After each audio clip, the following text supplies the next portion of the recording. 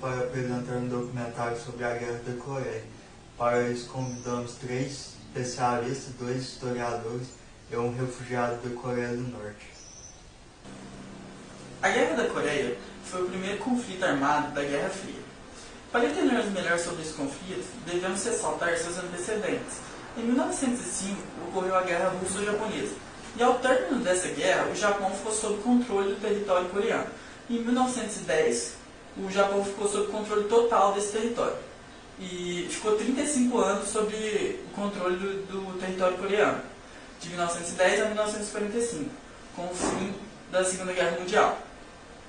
O Japão exerceu um regime muito opressor no território coreano, e em muitos casos foram proibidos até falar o idioma local e usar nomes coreanos.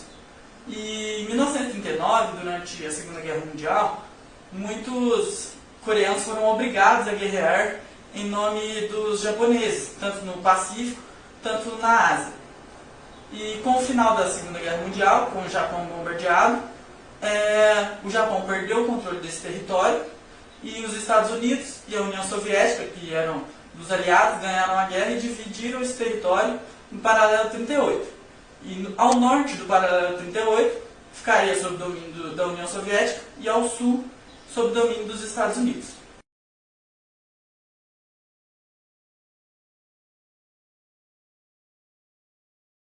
Em 1947, na tentativa de unificar a Coreia, a Organização das Nações Unidas, ONU, cria um grupo não autorizado pela União Soviética, com a pretensão de ordenar a nação através da realização de eleições em todo o país, onde essa tentativa não teve êxito. Após 1948, a União Soviética e os Estados Unidos deixaram o território coreano, criando 2 governos autônomos, na Coreia do Norte e na Coreia do Sul. Ambos não gostaram muito dessa divisão. Assim, os norte-coreanos, apoiados belicamente pelos soviéticos e pelos chineses, invadiram o Sul em 25 de junho de 1950. Naquele período, a ONU reconheceu isso como uma invasão ilegal e exigiu um cessar-fogo.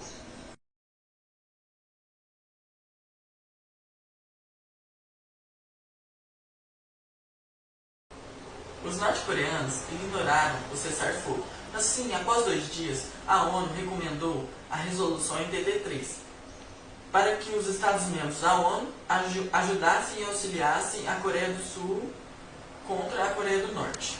Imediatamente, o presidente dos Estados Unidos, o Truman, ele mandou tropas para lá, para ajudar os sul-coreanos, porque ele achava que com a Coreia 100% comunista, ela podia atrapalhar na reconstrução do Japão, que o Japão podia se tornar comunista também, e também podia expandir o comunismo para o Sudeste Asiático.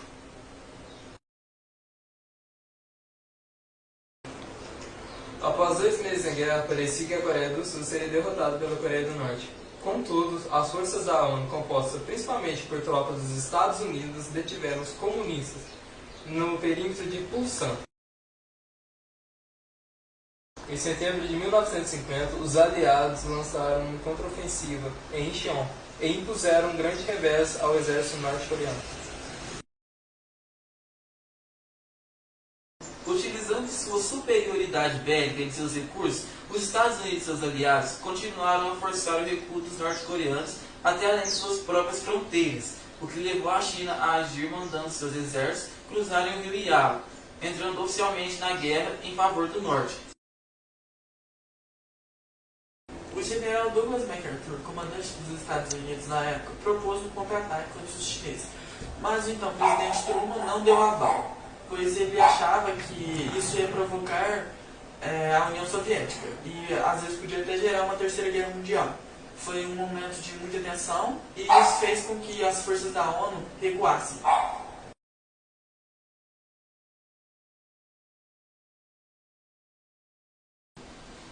A intervenção chinesa acabou levando a guerra a um impasse. A cidade de Seul, capital da Coreia do Sul, por exemplo, trocou de mãos 4 vezes.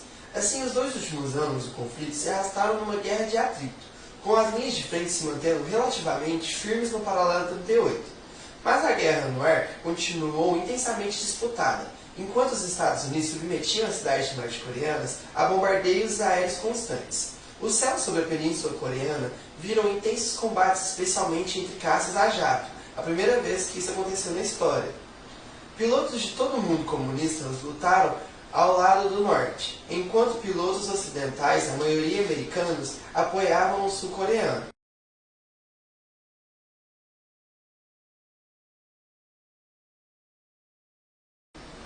Algumas das maiores batalhas aéreas aconteceram nas chamadas Alameda dos MiGs, onde dúzias dos aviões foram perdidos por ambos os lados.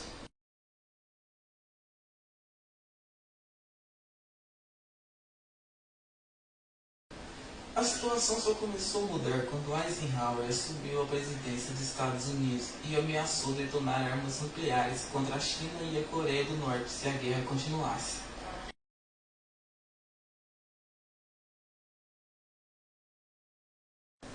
A luta durou 3 anos, até que em 1953 um armistício foi assinado. O acordo firmou a área desmilitarizada da Coreia, entre o norte e o sul, até com a troca de prisioneiros. Nenhum tratado de paz foi assinado entre as partes envolvidas.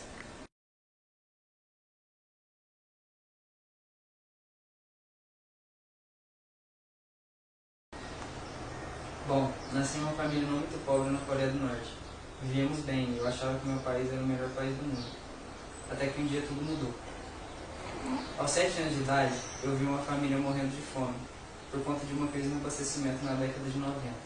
Muitas pessoas morreram de fome, inclusive alguns amigos da família. Com 14 anos eu consegui fugir, mas não foi nada fácil. A fronteira com a Coreia do Sul era praticamente intransponível, então a melhor maneira de fugir era pela fronteira com a China, onde não era tão vigiada. Foram mais de 3.000 quilômetros de viagem para sair da China e chegar ao leste asiático, onde era seguro. Comecei a trabalhar para mandar dinheiro para minha família fugir também, mas o governo norte-coreano interceptou o envelope e prendeu minha família. Para ajudá-los a fugir, tive que fazer o caminho dificultado com eles. Foi difícil, mas após 14 anos conseguimos viver juntos novamente.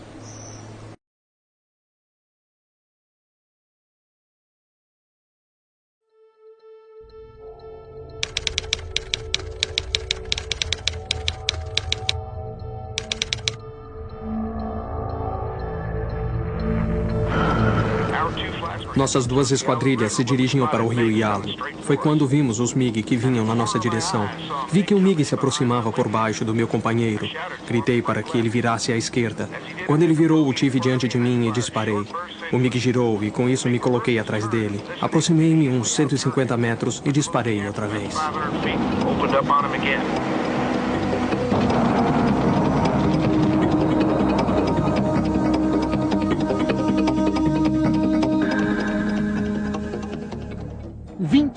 De junho de 1950, forças da Coreia do Norte invadem a Coreia do Sul. A ONU exige que seus membros detenham os atacantes. Os Estados Unidos reagem. Nesta declaração, o presidente americano Harry Truman conclama o Ocidente a se unir contra o comunismo. A ONU ordenou bombardeios à Coreia do Norte. Os Estados Unidos assumiram a tarefa praticamente sozinhos. Protegida por uma barreira aérea, a Armada despejou milhares de soldados em Pohang, na Coreia do Sul. Ao mesmo tempo, a frota bombardeou a Coreia do Norte. Nos Estados Unidos, intensa propaganda incentivava o recrutamento para a luta contra a chamada ameaça vermelha. Os soldados que entravam na luta enfrentavam uma dura realidade. A maior dificuldade era distinguir amigos e inimigos. Com o Sul garantido, os Estados Unidos partiram para o ataque, tentando unificar toda a Coreia. A China reagiu e mandou 1 milhão de homens para defender a Coreia do Norte. As tropas da ONU quase foram jogadas para fora de toda a Coreia. Com mais reforços, as tropas americanas retomaram a Coreia do Sul. No dia 27 de julho de 53, foi assinado o armistício. A configuração política na região ficou exatamente a mesma, depois de 3 anos de guerra. O paralelo 38 dividia as duas Coreias. Os Estados Unidos perderam 54 mil soldados.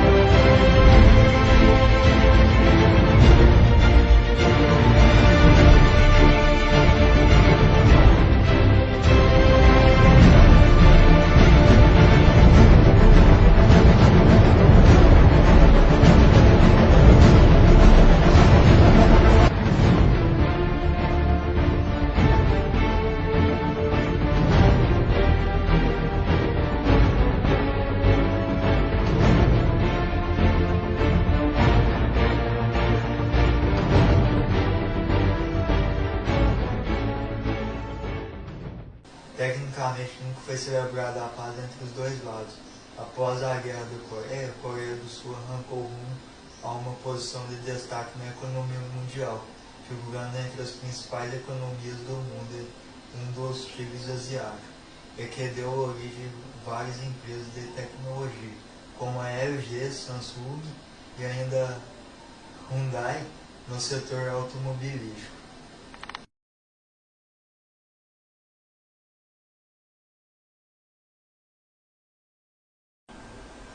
Já do lado norte-coreano, o regime sociável se tornou-se cada vez mais radical, fechando o país de modo paranoico, como uma economia humilde onde os investimentos vão em grande parte para a compra de armamentos.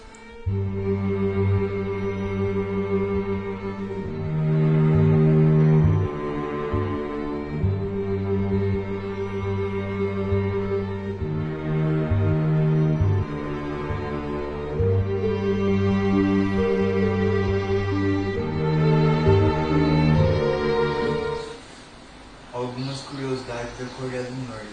É proibido ter o mesmo nome do líder da nação, desde que Kim Jong-un assumiu o poder para sua personalidade seja destacado. O governo determinou 10 modelos de cortes de cabelo diferentes para homens e 18 para mulheres.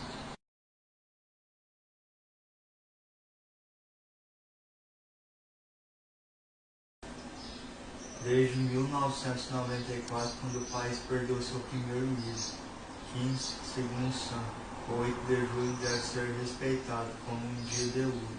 Ninguém pode sorrir, beber, dançar ou até mesmo falar alto nas ruas nesse dia.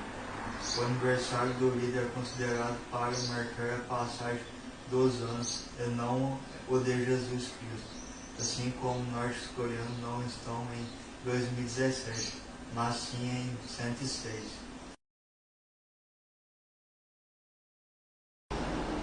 Fazer telefonemas para outros países, ou até mesmo assistir filmes ou ouvir músicas estrangeiras, é considerado crime contra o Estado.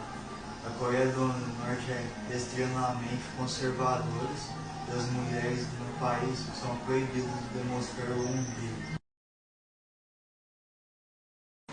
Quem tem um parente criminoso também é criminoso. Segundo a lei norte-coreana, os familiares de alguém acusado por um crime são automaticamente considerados corresponsáveis. A Coreia do Norte realiza eleições a cada 5 anos. Detalhe, só há um candidato nas cédulas de votação. Essas são algumas curiosidades de um país sem liberdade de expressão que vive em constante tensão com um líder opressor. Now the world don't move to the beat of just one drum. What might be right for you may not.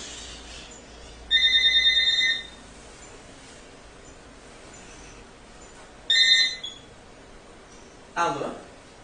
Pode vir.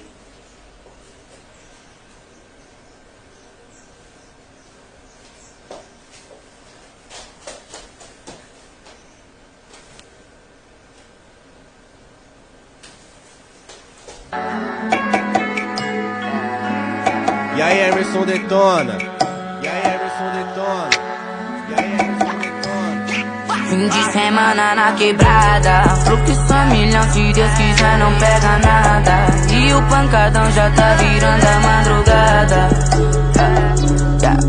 Essa noite ninguém vai dormir. Fim de semana na quebrada, fluxo a milhão, se Deus quiser não pega nada. E o pancadão já tá virando a madrugada. Essa noite ninguém vai dormir. Fim de semana na quebrada é assim. Só ouro e prata, as gata rebola pra mim. Desse jeito que vai ser, sempre que deve ser. Vamos indo já com os passos até o amanhecer. De rolê, de boquê, por aí, deixa não acontecer. Paulo e Pedrinho tá botando.